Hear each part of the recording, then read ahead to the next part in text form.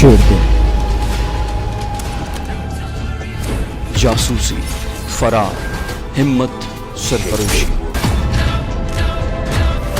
वतन की खातिर जान की बाजी लगाने वाले एक गुमनाम मुजाहिद की सनसनीखेज दास्तान। दुश्मन के दिल में बैठकर अपने वतन का दिफा करने वाला शेर दिल।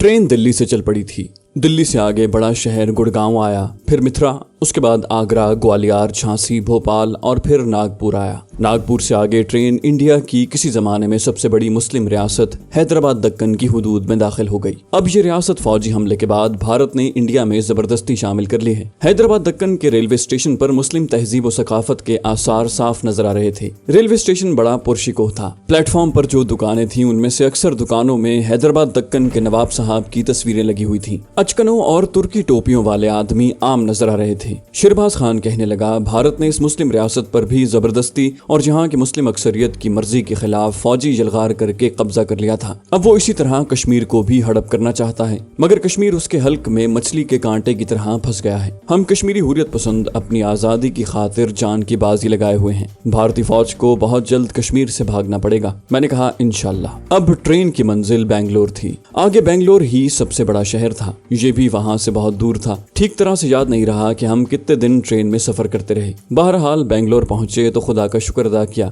शिरबाज खान जहाँ पहली बार आया था, यहाँ की जबान तेलुगु थी। लोग तमिल और कन्नाडा जबान भी बोलते थे। वैसे तेलुगु आंध्र प्रदेश की सरकारी जबान है। उर्दू जिसे वहाँ अब हिंदी कहा जाता है, आम बोलचाल की जबान थी। लोग अंग्रेजी में अपने मफहूम को आसानी से अदा कर देते थे। अंग्रेजी भी वहाँ आम बोली जाती और समझी जाती थी। शिरबाज खान कहने लगा, यहाँ के लोगों के रंग बहुत काले हैं। मैंने कहा, अगर तुम नीचे राजकुमारी और कन्याकुमारी की तरफ जाओ तो तुम्हें वहाँ इससे भी ज्यादा काले रंग के मर्द और औरतें मिलेंगे। उनके मुकाबले में यहाँ के लोग गोरे हैं। हम स्टेशन से बाहर आकर एक रेस्टोरेंट में खाना खाने बैठ गए। मैंने मुलाजिम को बिरयानी का ऑर्डर दिया तो शिरबाज ने कदर हैरानी से पूछा, क्या यहाँ बिरयानी मिलती है? मैंने उसे बताया कि ये हैदराबाद दक्कन की मुस्लिम सकाफत और तहजीब का असर है। हमने बिरयानी खाई जो शिरबाज को पसंद आई, अगरचे सालन में मिर्चें बहुत थी। मैंने उसे बताया कि ये सारे मरतूब इलाके हैं, यहाँ लोग मिर्चें ज्यादा खाते हैं। मौसम बिल्कुल ही बदल गया था। कहाँ हम कश्मीर की बर्फों में से चले थे और यहाँ गर्मी और हब्स की वजह से पसीने आ रहे थे। आसमान पर बादल छा रहे थे। 2 दिन पहले बारिश होकर धूप निकली थी।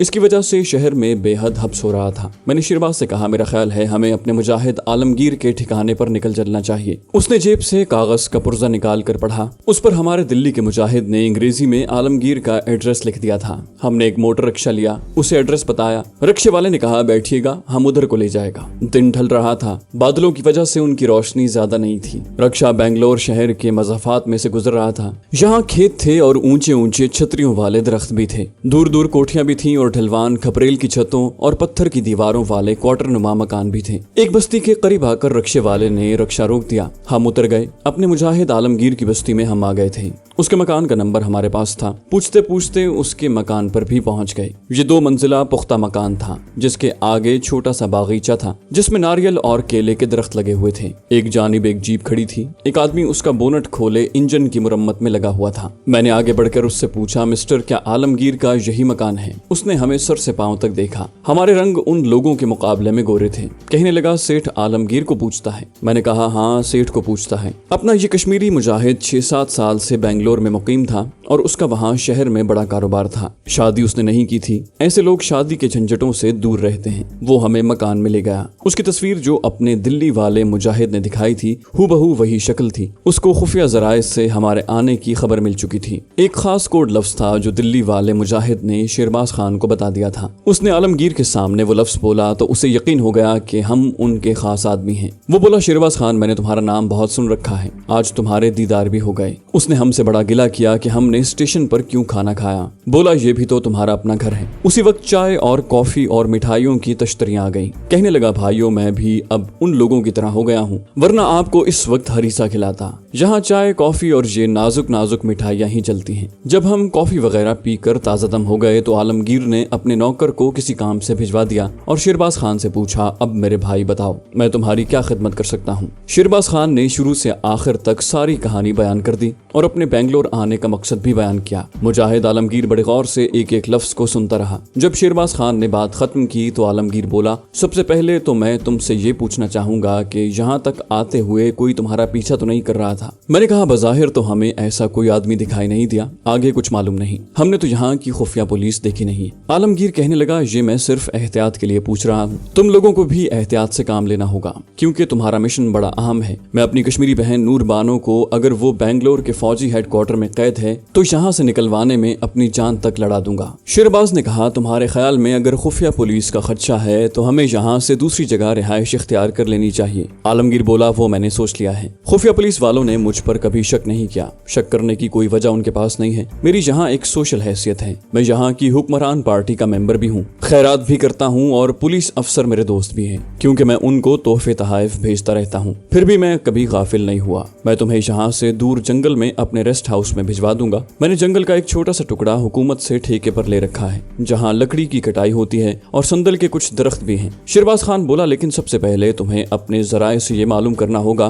कि नूर बानो फौजी हेडक्वार्टर में किस जगह पर कैद है और क्या कर्नल वाडिकर और उसकी बीवी सरला देवी भी इसी शहर में है। आलमगीर ने कहा, इसका कल तक मैं पता करवा लूंगा, तुम मेरे साथ आओ, मैं खुद तुम्हें अपने जंगल वाले रेस्ट हाउस में लेकर जाता हूँ। आलमगीर हमें मकान से बाहर ले गया। उसका ड्राइवर जीप को ठीक कर रहा था। आलमगीर को देखकर उसने बोनट गिरा दिया और कहा, सेठ साहब, जीप एकदम नया माफिक हो गया है। वो बोला, ठीक है कृष्णम, तुम अपने ऑफिस में जाओ, हम अपने मेहमानों को स्टेशन पर छोड़ने जाएगा, ये लोग विशाखापट्टनम जा रहे हैं। वो बोला, ठीक है साहब। जब आलमगीर हमें जीप में अपने साथ बिठाकर वहां से कुछ दूर आ गया तो शेरबाज से कहने लगा, तुम्हारे मिशन की अहमियत और नजाकत के पेश नजर मैं यहाँ किसी पर यह जाहिर नहीं करना चाहता कि तुम लोग मेरे यहाँ ठहरे हुए हो। तुम लोग मेरे जंगल वाले रेस्ट हाउस में ही रहोगे, वहाँ टेलीफोन मौजूद है, कोई जरूरी बात हो तो मुझे फोन कर सकते हो, मैं तुम्हें अपना नंबर लिखवा दूंगा। जीप शहर से निकलकर पहाड़ी इलाके में आ गई। इन पहाड़ी इलाकों के रंग अजीबोगरीब थे, कोई कासनी रंग की थी, कोई भूरे रंग की और कोई सुर्खी माइल थी। उन पर कहीं कहीं ताड़ के दरख्तों की कतार नजर आ जाती थी। हमारी जीप इन पहाड़ियों में से भी आगे निकल गई। आगे जंगलाती इलाका शुरू हो गया। एक दो नदियां भी आईं, फिर बांस के दरख्तों की एक लंबी सुरंग में से गुजरने के बाद जंगल शुरू हो गया। दरख्तों के दरमियान झाड़ियां काट कर ट्रकों के आने जाने के वास्ते रास्ता बना दिया गया था। ऊंचे ऊंचे घनी छतरियों वाले अजीबोगरीब दरख्तों के झुंड थे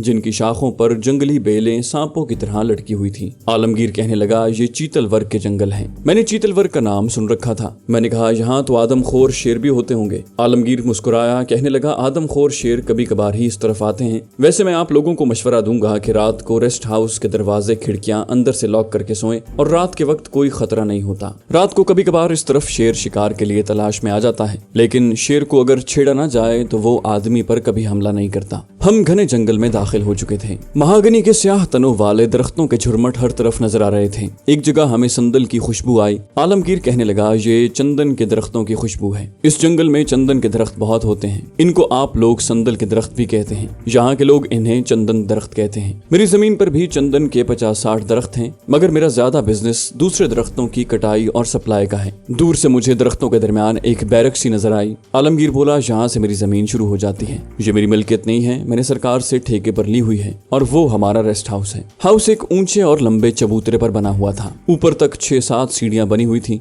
4 नौकर जीप देखकर उधर से निकल आए और हमें हाथ जोड़कर नमस्कार करने लगे। आलमगीर ने जीप को ब्रेक लगाई और उनसे उनकी जबान में 2-4 बातें करने के बाद हमसे कहा, ये बेजरर लोग हैं, फिर भी आप लोगों को एहतियात करनी होगी, अंदर आ जाओ। नौकरों ने रेस्ट हाउस का सामने वाला कमरा खोल दिया था। एक पुराना सोफा सेट था। फर्श पर भूरे रंग की दरी बिछी हुई थी। कार्नर्स पर लकड़ी के 2 खाली गुलदान पड़े थे। खिड़कियों और दरवाजे पर पुराने पर्दे लटके हुए थे। आलमगीर ने नौकरों को बाहर जाने का इशारा किया और खिड़कियों के पर्दे हटाते हुए कहा, पीछे एक सोने का कमरा है, बाहर कोने में रसोई है। मेरा बूढ़ा बावर्ची औरंगाबाद का मुसलमान है, तुम्हें हर तरह का खाना पकाकर खिलाएगा। सोफे पर वो हमारे सामने बैठ गया। उसने शेरबाज खान को कोने में लगी छोटी सी मेज के दराज में से कॉपी पेंसिल निकाल कर अपना टेलीफोन नंबर लिखवाया। फिर उठकर कहने लगा, दोस्तों अब मैं चलता हूँ। नौकरों के सामने उर्दू, अंग्रेजी या पंजाबी, कश्मीरी में भी कोई राज की बात आपस में मत करना। मैं कल सुबह अपनी कश्मीरी बहन नूर बानो के बारे में सारी मालूमात लेकर आऊंगा। अगर वो बेंगलोर में है और मेरे आदमी उसकी पूरी रिपोर्ट मुझे दे देंगे और अगर उसे किसी दूसरे दूसरी जगह पर पहुंचा दिया गया है तो उसका भी पता चल जाएगा। और हाँ, वो जाते जाते रुक गया और शेरबाज की तरफ मुतवज्जे होकर बोला,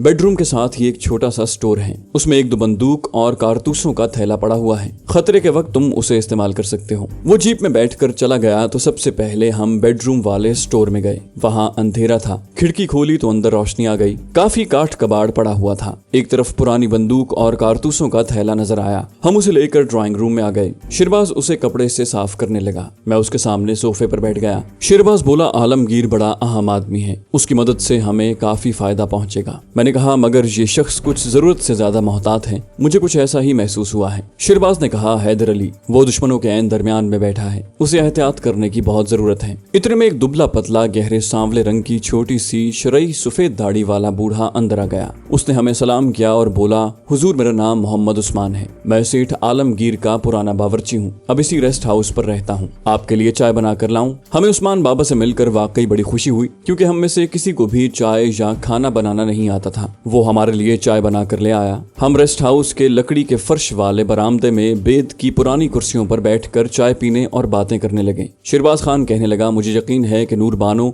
बेंगलोर के मिलिट्री हेडक्वार्टर में ही कैद होगी। कर्नल वाडिकर भी यही तायुनात है, मगर उसने नूर बानो को यहाँ किस लिए रखा है, ये मसला मैं खुद भी अभी तक हल ना कर सका था। मैंने कहा, कर्नल वाडिकर मुझे अजियत परस्त आदमी लगता है, वो नूर बानो को अजियत देकर उससे अपनी बीवी पर हमले का इंतकाम लेना चाहता है। कम से कम मैं अब तक यही समझ सका हूँ। उस्मान बाबा चाय के खाली बर्तन ले आया था। उससे हमने पूछा कि यहाँ नहाने के लिए क्या किसी नदी पर जाना पड़ता है। वो मुस्कुराते हुए बोला, नहीं हुजूर, सामने बाहर गुसल खाना है, नलका लगा हुआ है, तौलिया साबुन सब कुछ हाजिर है। वैसे पीछे बांस के झुंडों में नदी भी बहती है, दिल चाहे तो वहाँ जाकर नहा लीजिए, नदी गहरी नहीं है। हमने गुसल खाने में गुसल किया, दूसरे कपड़े बदले और बरामदे की कुर्सियों पर बैठकर अपने मिशन के बारे में आहिस्ता आहिस्ता बातें करते रहे। रात को उस्मान बाबा ने हमारे लिए बड़ा लजीज मुर्ग पुलाव तैयार किया था। हम खाना खाकर बरामदे में बैठ गए। मेरे लिए ये उस्तवाई इलाकों के जंगल कोई नई बात नहीं थे, मगर शेरबाज खान ज्यादातर सर्द शुमाली इलाकों के जंगलों में फिरता रहा था। उसे मच्छरों ने काटा तो बोला, मैं तो अंदर जाकर लेटता हूँ, पंखे की हवा में मच्छर तंग नहीं करेंगे। कुछ देर बाद मैं भी ड्राइंग रूम में आ गया। शेरबाज खान बेडरूम में सोया, मैं ड्राइंग रूम में लेट गया। जंगल की दहशतनाक खामोशी का मैं आदी था।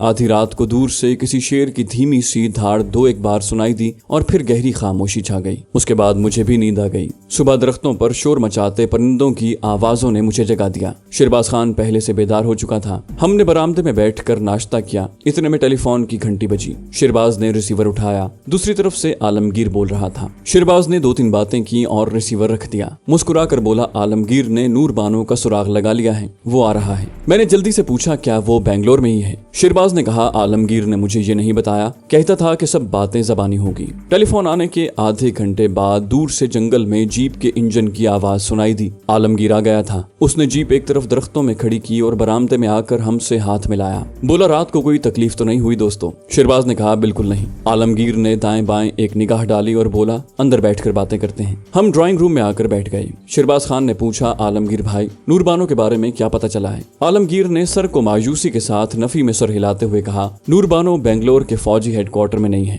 माहौल पर 1 सेकंड के लिए सन्नाटा छा गया। शेरबाज ने पूछा, तो फिर वो कहाँ है? कर्नल वाडिकर तो बेंगलोर में ही है। आलमगीर बोला, हाँ वो बेंगलोर में ही है, मगर उसकी बीवी भी यहाँ नहीं है, उसे उसने लंदन अपनी बड़ी बहन के पास भेज दिया है। अजीब मायूस कुन सूरत हाल पैदा हो गई थी। नूर बानो एक ऐसा मुअम्मा बन गई थी जो उलझता ही जा रहा था। हमें हर हालत में उसका सुराग लगाकर उसे वापस कश्मीर उसके घर पहुंचाना था। यह हमारी इज्जत और गैरत के लिए एक बहुत बड़ा चैलेंज था। मैंने आलमगीर से पूछा, मिलिट्री हेडक्वार्टर में भी किसी को नहीं मालूम कि नूर बानो को मरहट्टा कर्नल ने कहाँ रखा हुआ है और क्यों रखा हुआ है? आलमगीर कहने लगा, इस सवाल का जवाब हासिल करने के लिए मैंने अपने एक खास आदमी की ड्यूटी लगा दी है, जो मिलिट्री हेडक्वार्टर के अंदर आता जाता रहता है। मैं आपको ये नहीं बताऊंगा कि आलमगीर का वो खास आदमी फौजी हेडक्वार्टर में किस काम पर मुतय्यन था। जाहिर है वो मुसलमान तमिल था और सिर्फ इस्लाम की सरबुलंदी के लिए और कश्मीरी मुसलमानों की जंगी आजादी के लिए आलमगीर के साथ अपने अलग महाज में मसरूफ था। वो बोला, ये मैं आपको कल ही बता सकूंगा। आलमगीर हमारे पास थोड़ी देर बैठकर चला गया। हमने बड़े तजब्जुब के आलम में वो सारा दिन और सारी रात गुजारी। कुछ समझ में नहीं आ रहा था कि मरहट्टा कर्नल एक मासूम कश्मीरी लड़की से किस किस्म का इंतकाम ले रहा है और उसने उसे कहाँ रूपोश किया हुआ है। रात को किसी वक्त हल्की सी बारिश भी हुई। सुबह उठे तो दरख्त और घास और झाड़ियां रात की बारिश की वजह से गीली थी। आलमगीर के मजदूर कुछ फासले पर दरख्तों के नीचे काम कर रहे थे।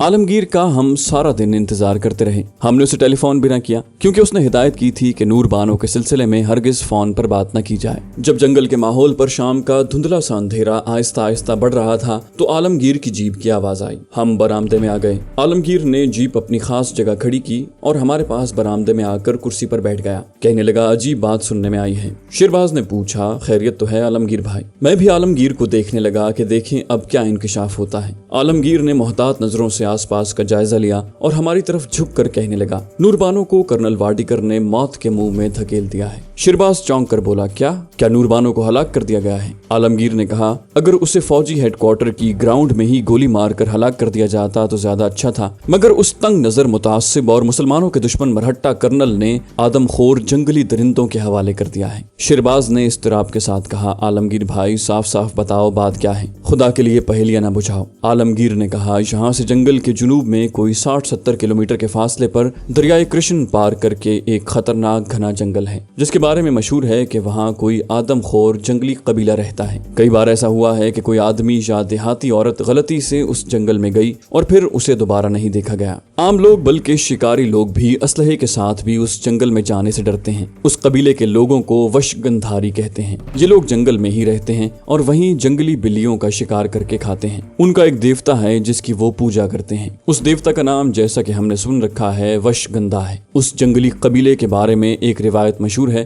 कि जब राजा रामचंद्र जी ने अपनी पत्नी को रावण की कैद से रिहा करवाने के लिए लंका पर हमला किया था और लंका को आग लगा दी थी तो ये लोग वहां से भागकर इस जंगल में आकर छुप गए थे। तब से उनकी नस्ल इसी जंगल में चली आ रही है। ये बड़े पुरस्कार जंगली लोग हैं। इनकी जबान की कुछ समझ नहीं आती। इनके मर्द कभी किसी शहर में नहीं देखे गए। शिरबाज ने बेचैनी से कहा, प्लीज जल्दी से ये बताओ नूर बानो कहाँ है? आलमगीर बोला, मैं इसी मौजू की तरफ आ रहा हूँ। जंगली कबीला अपने देवता वशगंधा की पूजा का हर 6 माह के बाद एक जश्न मनाता है। इस जश्न में बाहर से आई हुई कोई जवान औरत या जवान मर्द देवता पर कुर्बान किया जाता है। हमें जो रिपोर्ट मिली है उसके मुताबिक उन जंगली कबीले की पूजा के जश्न में सिर्फ 15 दिन बाकी रह गए हैं और कर्नल वाडीकर ने महज अपनी बीवी पर हमले का कश्मीरी हुर्रियत पसंदों से बदला लेने की खातिर नूर बानो को किसी जरिए से उन जंगली लोगों के हवाले कर दिया है जो उसे अपने देवता वशगंधा पर कुर्बान करने की तैयारियां कर रहे हैं। शिरबाज खान कहने लगा, हम नूर बानो को इन जंगलियों की कैद से आज ही छुड़ा लाएंगे। हम तरबियत याफ्ता इंडियन आर्मी का मुकाबला करते आए हैं। ये जंगली हमारे सामने कोई हैसियत नहीं रखते। आप हमें सिर्फ इतना बता दें कि यहाँ से उस जंगली कबीले के ठिकाने का कौन सा रास्ता जाता है। आलमगीर के चेहरे पर कोई तासुर नहीं था। वो इस तरह शिरबाज को देख रहा था जैसे उसे पहली बार देख रहा हो। जब शिरबाज ने इसरार किया कि हमें वैशी जंगली लोगों के ठिकाने का पता बता दिया जाए तो आलमगीर कहने लगा, शिरबाज भाई तुम अपनी जगह पर बिल्कुल दुरुस्त कह रहे हो। तुम हुर्रियत पसंदों की बहादुरी और दलेरी में किसी को भी शक नहीं है। तुम महदूद वसाइल के साथ भारत की ट्रेंड और जदीद असलहे से लैस फौज का डट कर मुकाबला कर रहे हो, लेकिन मेरे भाई उस जंगली कबीले के बारे में तुम कुछ नहीं जानते। हम तक उन लोगों के बारे में जो कहानियां पहुंची हैं उनके मुताबिक जंगल में जिस मकाम पर उन लोगों के झोंपड़े हैं और देवता वशगंधा का छोटा सा मंदिर है वहां तक किसी इंसान का पहुंचना नामुमकिन है। वो दुश्वार गुजार घने जंगल के ऐन दरमियान में रहते हैं। उनके इर्द गिर्द दलदलें और जंगली तालाब हैं जिनमें आदमखोर मगरमच्छ हर वक्त मौजूद रहते हैं और किसी जानवर या इंसान की जरा सी आहट पाकर लपकते हैं और आन की आन में उसे अपने नोकीले दांतों वाले जबड़े में दबोच कर उसकी तिक्का बोटी कर देते हैं। दलदलें घास में छुपी हुई हैं। आदमी जमीन समझकर आगे बढ़ता है और उसका पांव दलदल में धंस जाता है। बस दलदल के लिए आदमी की इतनी गलती ही काफी होती है। वो आदमी के पांव को अंदर खींचना शुरू कर देती है। आदमी जितना बाहर को निकलने के लिए जोर लगाता है उतना ही वो दलदल में धंसता चला जाता है। कहते हैं इस वक्त दलदल के अंदर से खरखराहट की आवाजें निकलती हैं जैसे वो आदमी को निकलते वक्त खुश हो रही हो। देखते देखते आदमी दलदल में डूब जाता है। दलदल बदकिस्मत आदमी का जिस्म हड्डियों समेत खा जाती है। ये भी मालूम हुआ है कि इन जंगली लोगों के पास माचिस की तीलियों के साइज के जहरीले तीर होते हैं जिन्हें वो एक नलकी में डालकर फूंक मारकर अपने दुश्मन पर चलाते हैं। जहरीले सांपों के जहर में बुझा हुआ तीर आदमी के जिस्म में चुभता है तो जहर आनन फानन आदमी के खून में दाखिल होकर उसे हलाक कर डालता है। जंगल में से गुजरते हुए कुछ पता नहीं होता कि ये जंगली लोग किस दरख्त के पीछे, दरख्त के ऊपर या झाड़ियों में छुपे हुए हैं। वो उनके जंगल में आने वाले आदमियों का दूर तक पीछा करते हैं और उसे अंदर तक आने देते हैं। उसके बाद उस आदमी का कोई सुराग नहीं मिलता। शेरबाज पर आलमगीर की दहशत ज़दा कर देने वाली गुफ्तगू का कोई असर नहीं हुआ था। उसने अपनी बात दोहराते हुए कहा, मेरे भाई, मुझे सिर्फ उन जंगली कबीले वालों के गांव तक पहुंचने का रास्ता बता दो और हमें थोड़ा बहुत जरूरी असलहा ला दो, उसके बाद हम जाने और हमारा काम। आलमगीर हमें किसी कदर ताज्जुब से देख रहा था। कहने लगा, एक बार फिर गौर कर लो, मैं तुम्हें इन जंगली लोगों के दरमियान जाने का मशवरा नहीं दूंगा, क्योंकि मैं साफ बात कहूंगा, मुझे यकीन है कि तुम लोग वहां से जिंदा वापस नहीं आओगे। शेरबाज इस मिशन का लीडर भी था, चुनाचे मैं उसे मौका दे रहा था कि वो खुद आलमगीर से सारी बात तय कर ले। शेरबाज ने कहा, जिंदगी मौत अल्लाह के हाथ में है, तुम हम पर सिर्फ ये मेहरबानी करो कि हमें थोड़ा बहुत असलहा ला दो और कोई आदमी हमारे साथ कर दो जो उन जंगलों से वाकिफ हो, और हमें वशगंधारी जंगली कबीले के जंगल में पहुंचा दो। हमें सिर्फ उस जगह तक पहुंचना है जहां से जंगली कबीले वालों के जंगल की सरहद शुरू होती है। आलमगीर बोला, ठीक है, अगर आप लोगों ने फैसला कर लिया है तो मुझे कोई एतराज नहीं है। मैं तुम्हारे लिए असलहा भी मुहैया कर दूंगा और एक गाइड भी साथ रवाना कर दूंगा जो तुम्हें वैशी कबीले के जंगल की सरहद तक छोड़ आएगा। बताओ तुम्हें किस किस्म का असलहा चाहिए। शेरबाज खान ने उसे बताया कि हमें 2 ऑटोमेटिक शॉट गनों की भी जरूरत होगी जिसके आगे साइलेंसर की नालियां लगी हों। इसके अलावा शेरबाज ने एक कमांडो चाकू और कुछ दस्ती बमों की फरमाइश की। आलमगीर ने कहा, ये सब चीजें तुम्हें मिल जाएंगी, मगर एक बात की मैं तुम्हें सख्ती से हिदायत करूंगा कि गंधारी कबीले के लोगों के जंगल में पहुंचने के बाद दस्ती बम या शॉट गनों का धमाका मत करना। इस धमाके की आवाज जंगली लोगों को फौरन बता देगी कि तुम जंगल में किस मकाम पर हो। उसके बाद वो जंगल में फैलकर तुम्हारी तलाश शुरू कर देंगे और यकीन करो कि फिर तुम उनके जहरीले तीरों की जद से न बच सकोगे। वो बंद हवा में भी गैर इंसान की बू सूंघ लेते हैं। शेरबाज ने कहा, तुम इत्मीनान रखो, हम इस किस्म के धमाके से गुरेज करेंगे। आलमगीर ने पूछा, तुम लोग कब इस मुहिम पर रवाना होना चाहते हो। शेरबाज ने कहा, अगर हमें कल सुबह गाइड मिल जाए तो हम कल ही रवाना हो जाएंगे। आलमगीर ने कहा, ठीक है, मैं सुबह गाइड को साथ लेकर आऊंगा, तुम तैयार रहना।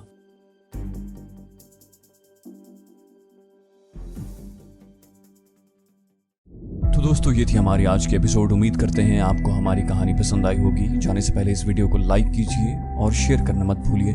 कमेंट करके हमें बताइए कि आपको हमारी वीडियो कैसी लगी, और अगर अभी तक आपने इस चैनल को सब्सक्राइब नहीं किया तो इसे सब्सक्राइब कीजिए और बेल आइकन दबाकर ऑल नोटिफिकेशंस ऑन कर लीजिए।